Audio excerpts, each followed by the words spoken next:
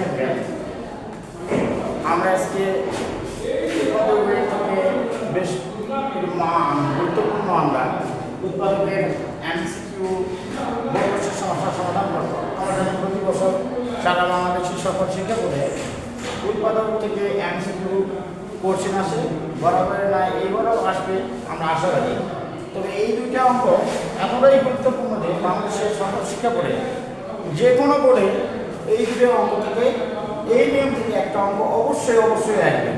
বিশেষ করে 1 নম্বর অঙ্ক থেকে 1 নম্বর অঙ্ক থেকে একটা সৃজনশীল বহু নির্বাচনী প্রশ্ন এমসিকিউ প্রশ্ন অবশ্যই আসবে। তো আমরা এখন আমাদের কাজ শুরু করি, সমস্যার সমাধান করি। আমরা 1 নম্বর প্রশ্ন আমাদের কি বলছে? 1 নম্বর প্রশ্ন আমাদের বলছে এক রাশি উৎপাদক কোনটি? তাহলে x³ minus 2x² plus 2x² minus 4x plus 3x minus 4। এখন আমরা এরকম করি, তাহলে x³ মানে কয়টা? তিনটার থেকে দুটো যদি আমরা কমন নেই তাহলে আমরা কয়টা পাবো? একটা থাকবে x মাইনাস 2 x² হয়ে আসবে। তাহলে এখানে যদি আমরা প্লাস 2 কমন নেই, এখানে যদি 2 কমন নেই আমরা, তাহলে এখানে কি থাকবে? 2x কমন নিলে আমাদের থাকবে x মাইনাস 2 প্লাস এখানে যদি আমরা 2 কমন নেই তাহলে থাকবে আমাদের x প্লাস মাইনাসে মাইনাস 2 দিয়ে 4 ভাগ করলে আমাদের 2। তাহলে x মাইনাস 2 তিনটা থেকে আমরা এটা নিতে পারি x মাইনাস 2, আর এখানে থাকবে আমাদের x² plus 2x plus 2x plus 2। এখন প্রশ্নের উত্তর আমরা পেয়ে গেছি। 1 নম্বর প্রশ্নের উত্তর আমাদের x মাইনাস 2 যেটা অপশনে আছে, এই খ নম্বর অপশন আমাদের এইটাই। আশা করি প্রিয় শিক্ষার্থীরা সবাই বুঝতে পারছো, এটা খুবই গুরুত্বপূর্ণ, ভেরি ইম্পর্টেন্ট একটা অঙ্ক, ভেরি ইম্পর্টেন্ট, যে কোনো বলে জন্য খুবই ইম্পর্টেন্ট এমসিকিউ। তবে 2 নম্বর প্রশ্নের সমস্যা সমাধান আমরা করব। 2 নম্বর প্রশ্নটা আমাদের কি বলছে? 2 নম্বর প্রশ্ন বলছে আমাদের x²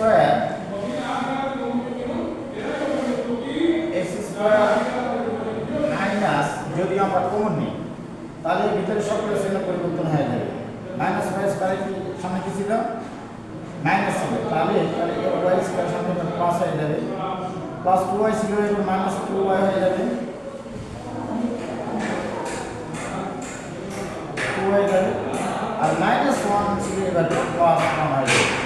তাহলে আমরা এইরকম লিখতে পারি আমরা, তাহলে এটা x² মাইনাস, এটা বড় কি সময় রাখা যায় s যে মানে কি স্কয়ার সূত্র, square minus 4 plus b square সূত্র। তাহলে y মাইনাস 1 তারপরে হোল স্কয়ার। এখন আমরা স্কয়ার মাইনাস স্কয়ার সূত্র করে দিতে পারি, তাহলে এই সময় আমরা লিখতে পারি x এর সাথে y মাইনাস 1 একবার যোগ x মাইনাস 1 আর x এর সঙ্গে এটা একটা বিয়োগ, তাহলে x